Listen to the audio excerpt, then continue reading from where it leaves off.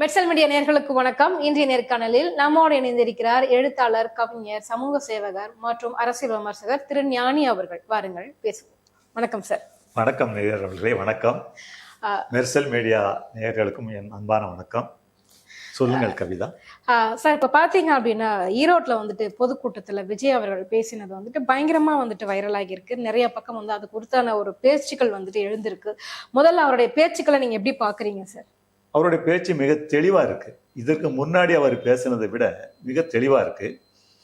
இருந்தாலும் எழுதி கொண்டு அதை பேசக்கூடிய பழக்கம் அவருக்கு இன்னும் இருக்கிறது. அதை மாற்றிக்கொள்ள வேண்டும். சார், எழுதி வச்சு பேசுறது அப்படிங்கிறது எல்லா அரசியல் கட்சிகளுமே எல்லா தலைவர்களுமே செய்யறது தானே சார்? குறிப்பு எடுத்துக்கொண்டு பேசுவார்கள். நான் பார்த்த வரையில் குறிப்பு எடுத்துக்கொண்டு சில விஷயங்களை மக்களுக்கு சொல்வதற்காக அதை வைத்துக்கொண்டு பேசுவார்கள். மொத்தத்தையுமே எழுதி கொண்டு அதை அப்படியே பார்த்து பேசுவது என்பது சரியில்லை. அப்படியானால் அவருக்கு அது நினைவுக்கு வரவில்லை, பேச தெரியவில்லை என்று அர்த்தம். இன்னுமே அரசியல் பக்குவப்படலை அப்படின்னு எடுத்துக்கலாமா? அரசியல் பக்குவம்ங்கிறது வேற, அரசியல் பக்குவம்ங்கிறது வேற. ஆனா அவருக்கு நினைவு வைத்துக் கொள்ள முடியலைங்கிறது வேற. ஓகே. சோ அப்ப அரசியலுக்குன்னு வந்தாச்சு. அப்ப எல்லாத்தையுமே முழுசா பார்த்து படிக்கிறது மட்டுமே அப்படின்னு பாத்தீங்கன்னா ஸ்டாலின் கூட தான் நிறைய எழுதி வச்சு படிப்பாரு, எழுதி வச்சு பேசுறாரு அப்படின்னு சொல்லுவாங்க.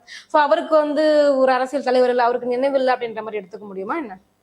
அவருக்கு பழகி விட்டது. பல ஆண்டு காலமாக அவர்கள் பேசிக்கொண்டே வராங்க. திமுக, மதிமுக, மற்ற எந்த கட்சியா இருந்தாலும் அவர்கள் பல ஆண்டுகளாக களத்தில் இறங்கி மக்களை சந்தித்து அரசியல் பேசிக்கொண்டு வராங்க. அவங்களால எல்லாம் நினைவு வச்சுக்க முடியும். இந்த இடத்துக்கு போறோம், இந்த விஷயமா பேச போறோம், அதான் இந்த சப்ஜெக்ட் அப்படின்னு பேச முடியும். இவர் புதிதாக வந்திருக்கிறார். அதனாலதான் முதல்ல ஒரு 10 நிமிஷம் பேசினாரு, அதுக்கப்புறம் 15 நிமிஷம் பேசினாரு, இப்போ 29 நிமிஷம் பேசியிருக்கார். இவரும் கொஞ்சம் கொஞ்சமாக பக்குவப்படுவார். இதுல இன்னொரு விஷயம்னா, அவர் பேசின அந்த வார்த்தைகள், அது திமுக பத்தின வச்சு விமர்சனங்கள்லாம் பயங்கரமா இருந்தது அப்படின்னு சொல்றாங்க. சோ உங்க பார்வையில் அதை எப்படி பாக்குறீங்க? அவர் இன்னும் இதை விட பயங்கரமாக பேசக்கூடும். பேசினால்தான் இறங்கி வா அடிப்பேன், இறங்கி வா அடிப்பேன் என்று அமைதியாக சென்று கொண்டிருப்பவனை வம்புக்கு இழுத்தால்தான் அவன் பதிலுக்கு ஏதாவது சொல்லுவான். அதுதான் அரசியல். அவனை அமைதியாக போக விட்டு விட்டால் இவருக்கு பேசுவதற்கு ஒன்றுமே இருக்காது. அந்த அடிப்படையில் எதிரியை, யாரை நாம் எதிரி என்று கருதுறோமோ அவங்களை அழைக்கணும், சவாலுக்கு அழைக்கணும். சவாலுக்கு அழைக்கிறதுக்கு எந்த மாதிரி வார்த்தையால் அழைக்கணும்? திமுக தான் அவங்கள கண்டுக்கவே இல்லையே, அவங்கள ஒரு பொருட்டாவே எடுத்துக்கலையே, அப்புறம் அவர் சும்மா போறவங்களை எதுக்கு சீண்டிக்கிட்டு இருக்கணும்? திமுக சும்மா இருக்குன்னு நினைக்கிறது ரொம்ப தவறு. திமுக விளையாட்டை பார்த்து கொண்டிருக்கிறது. பேச விட்டு பார்ப்பது, பதில் சொல்லி பார்ப்பது, 2 விதம் இருக்கிறது. இப்போது அவர்கள் பேச விடுகிறார்கள்.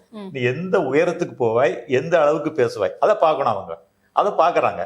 இவர் எவ்வளவு பேசி முடிக்கிறாரோ அதுக்கு பிறகு பின்னால் அவங்க பேசுவாங்க. இப்ப அவங்க கண்டுக்காம இல்லை, கண்டுக்கவில்லையேன்னு இவரு கோவப்பட்டுட்டு பேசுறாரு. ஆனா அவங்க கண்டுக்காம இல்ல, கண்டுகிட்டு தான் இருக்காங்க, அதை கவனிக்கிறாங்க. இப்ப திமுக அவங்க ஓப்பனாவே சொல்லிட்டாங்க, அது ஒரு அட்டை தாஜ்மஹால், ஒரு அட்டை மாதிரி. அது நாங்க ஏன் அவங்கள பார்த்து பயப்படணும், எங்களுக்கு அது பொருட்டே இல்லை அப்படின்னு சொல்றாங்க. சோ யாருமே தாவேக்காவை கண்டுக்கல அப்படின்னும் போது சும்மா போறவங்களை சீண்டி சீண்டி பாக்குறது, வேணும்னே நான் களத்துல இருக்கேன் அப்படின்னு விஜய் நிரூபிக்க முயற்சி பண்றாரா? நிரூபிக்கிறதுக்கு அவருக்கு உரிமை இருக்கு. களத்துல நான் இருக்கேன், களத்துல நான் இருக்கேன்னு சொல்லி.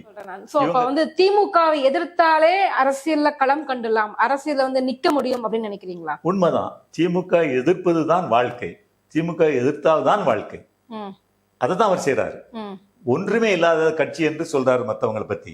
ஒன்றுமே இல்லாத கட்சி என்று அவர் சொல்வதற்கு ஒரு 3 காரணம் இருக்கு. கண்ணை மூடிக்கொண்டு எதிரில் பார்த்தா யாருமே இருக்க மாட்டார்கள். அப்ப அங்க களம் இல்லை என்று கண்ணை மூடிக்கொண்டவருக்கு தெரியும். கண்ணை திறந்து பார்த்தவர்கள் கூட உண்மை தெரியாத காலமாக ஒன்று இருக்கிறது. இப்போ கண்ணை திறந்து கொண்டு கடலெல்லாம் திறந்து இருக்கிற மக்கள் என்று சொல்லக்கூடிய கட்சிகளும் இருக்கிறார்கள். 1000 500 பேர் கூடியிருப்பார்கள், கடலென்ன திரண்ட மக்கள் என்று பேசுவார்கள். இது ஒரு பகுதி. 2. 3வது, பாதி பேர் மக்கள் வருவார்கள், பாதி பேர் பேசிக்கொண்டிருக்கும் போதே கலந்து செல்வார்கள். ஆனாலும் அவர்கள் பேசிக்கொண்டே இருப்பார்கள். இந்த வகையில் பார்த்தால் கடைசி வரை கலையாமல் இருந்த கூட்டம் விஜய் என்பது அவங்கெல்லாம் ரசிகர்கள் சார். ரசிகர்கள் இன்னும் தொண்டர்களாக மாறப்படல. விஜய் வேடிக்கை பார்க்கறதுக்கு எல்லாம் தான் வருவாங்க. ஏன் நாளைக்கு எம்ஜிஆரை வேடிக்கை பார்க்க வரலையா, ஜெயலலிதா அம்மையாரை வேடிக்கை பார்க்க வரலையா, எல்லாருக்கும் கூடலையா கூட்டம்? ஆனாலும் அவங்கள தொண்டர்களாக இருந்தார்கள். இன்னைக்கு விஜய்க்கு கூடின கூட்டம் உண்மையிலே தொண்டர்களா ரசிகர்களா? இன்னைக்கு தொண்டர்கள் இல்லை என்பது ஒத்துக்கொள்கிறேன். ஆனால் தொண்டர்களாக இவர்கள் தான் மாறுவார்கள். ரசிகர்கள் தொண்டர்களாக மாறுவது ரொம்ப எளிது. பிறப்பிலேயே தொண்டர்கள் வருவது என்பது கடினம். திமுகவினுடைய பேச்சு, அண்ணாதுரையின் பேச்சு, கருணாநிதியின் பேச்சு கவர்ந்து அதற்கு முதல் ரசிகர்களானார்கள், அதுக்கு பிறகுதான் தொண்டர்களானார்கள். ம். அதே போல விஜயை பார்க்க வருவார்கள், விஜயனுடைய பேச்சை கேட்பார்கள், பிறகு தொண்டராவார்கள். ம். விஜயனுடைய பேச்சு சரியில்லை என்றால் தொண்டர்கள் ரசிகர்களாகவே இருந்து கொள்வார்கள்.